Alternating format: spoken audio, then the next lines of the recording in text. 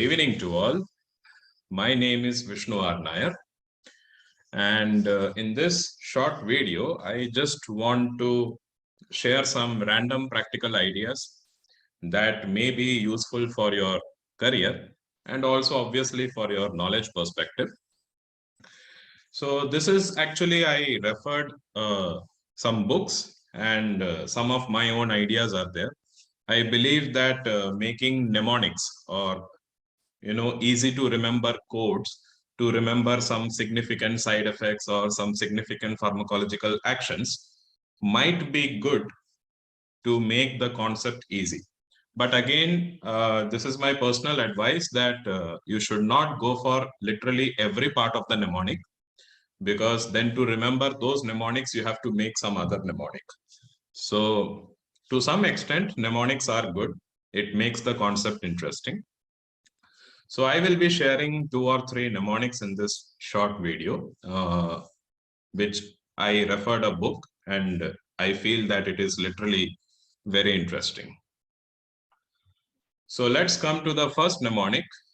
When I took a class yesterday also, I was actually taking a class on a case presentation, and that time also I mentioned this thing. Avoid non-selective beta blockers in. Now, you know that beta blockers are usually selective in nature or non-selective in nature. We first of all need to understand that beta blockers means they act on beta receptors, and beta receptors are of 3 types. We have beta 1 receptor, we have beta 2 receptor, and we have beta 3 receptor. Beta 1 receptor usually causes vasoconstriction, which increases blood pressure. And beta 1 receptors are also found in the juxtaglomerular cells of the kidney, which produces renin that triggers the RAS pathway. So cardioselective beta blockers usually target beta 1 receptor, for example, metoprolol, bisoprolol, etc. And as a result, they stop the starting phase of the RAS pathway, and they also prevent vasoconstriction. So as a result, they reduce the heart rate, and bradycardia is a common side effect seen with blocking of the beta 1 receptor. Coming to the beta 2 receptor, it causes vasodilation. That is something in contrast to beta 1. Beta 2 causes vasodilation, and it also causes bronchodilation. That is why non-selective beta blockers should never be used in patients with asthma and COPD, because unless it is absolutely very urgently required. The reason is that if you are using non-selective beta blockers in asthma and COPD, already in asthma and COPD, we experience bronchoconstriction. That is the narrowing of the airways where the patient experiences difficulty in breathing. So there, if we are using non-selective beta blockers, that can further increase the bronchoconstriction, which can worsen matters for the patient. And then we have beta 3 receptors, which usually are found in adipose tissue. I'm not going into the detailed pharmacology of all the receptors. This is just to give you an idea. Beta 3 receptors actually trigger the release of an enzyme called lipase. From the name itself, you should understand lip means lipid, ase means breakdown. So they actually increase the good cholesterol and they reduce the bad cholesterol. So if a patient is suffering from any kind of dyslipidemia or any kind of obesity and has a cardiovascular risk factor as well, and there if we are using non-selective beta blockers, then it can further worsen the dyslipidemia or the CV risk, the cardiovascular risk that the patient might be predisposed to. So to remember the contraindications of non-selective beta blockers, we can remember the code ABCD. First is asthma, as I told you why it is, because it blocks beta 2 receptors. So as a result, it can further worsen the bronchoconstriction. Then we have atrioventricular block. The reason is it significantly hampers the beta 1 receptor, which can cause very severe bradycardia. And if a person is having atrioventricular block, already the patient is experiencing bradycardia. So that can lead to cardiac arrest. And in congestive heart failure also, we should avoid non-selective beta blockers. That is due to a multiple of reasons. Heart failure is a condition in which the heart is not able to function properly. So there significant bradycardia may be seen. And also if the person is having dyslipidemia and that has led to heart failure, in that condition also non-selective beta blocker is not a good option. And the last point, which is actually interesting, is diabetes mellitus. Actually, the reason behind this is insulin usually causes hypoglycemia. And whenever you have hypoglycemia due to insulin, the autonomic nervous system gets activated.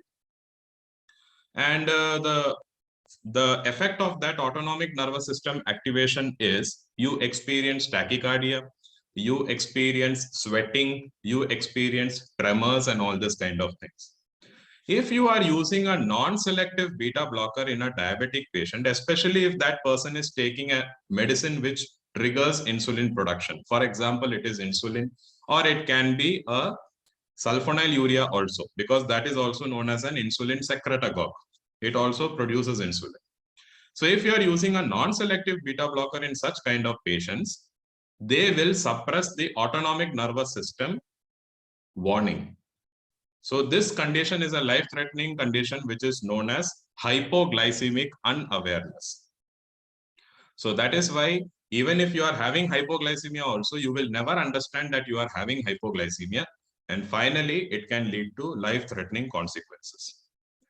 So that is why non-selective beta blockers should be avoided in patients with diabetes mellitus, especially if they are under insulin therapy, or if they are under any kind of anti-diabetic therapy which produces insulin or which increases the quantity of insulin. For example, sulfonylureas. Next, we will come to, this is just a short video. So this is a small idea that can give you the drugs that cause SLE.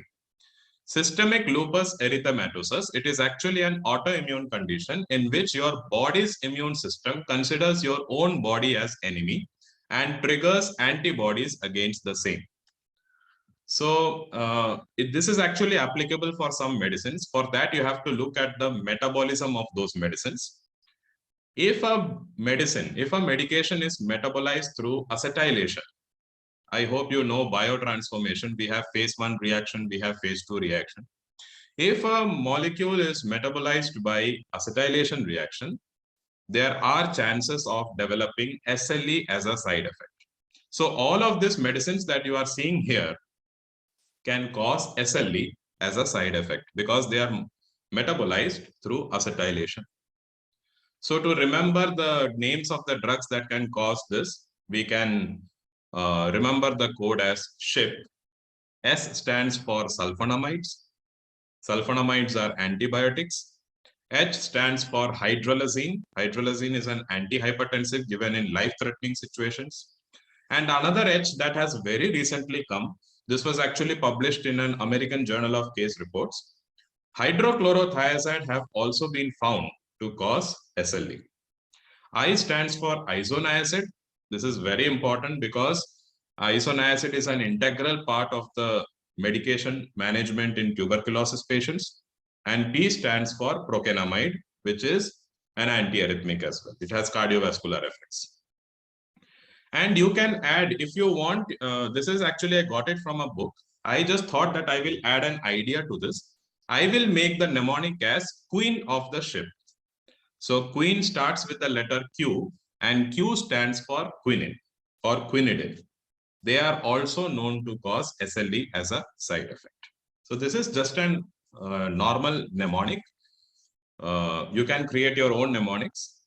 So just remember that most of the molecules that are metabolized by acetylation reaction, they can cause SLE as a side effect.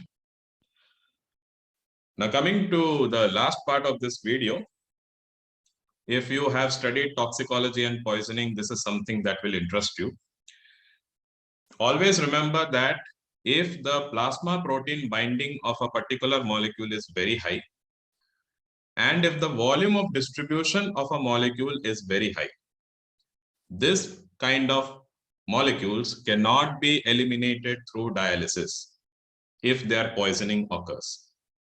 Once again, if a molecule has a high plasma protein binding, if a molecule is having huge volume of distribution value, if the poisoning of that medicine occurs, they cannot be eliminated through dialysis. So these are the medicines or the poisons that are written here. If the poisoning happens in your body, only antidotes will work or supportive care will work. Dialysis will never work. So to remember the code is avoid dialysis. A stands for amphetamines. V stands for amphetamines, you know very well. They are agents of drug abuse and they are also used in narcolepsy. They are used in children for attention deficit hyperactivity disorder. And before it was used for weight reduction also. V stands for verapamil, which is a calcium channel blocker. O stands for organophosphates. You know very well, these are pesticides and a lot of poisoning reports has happened because of it. Opioids, you know very well, they are usually used in pain management. I stands for imipramine. Imipramine is a tricyclic antidepressant.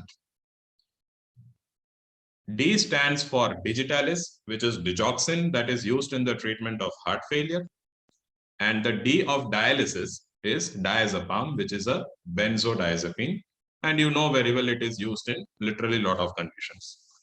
So this is another mnemonic to remember the names of drugs. There are literally a lot of drugs that cannot be eliminated by dialysis. This is just a small mnemonic that I got from a book. I just thought I will share with you. So that's it for now.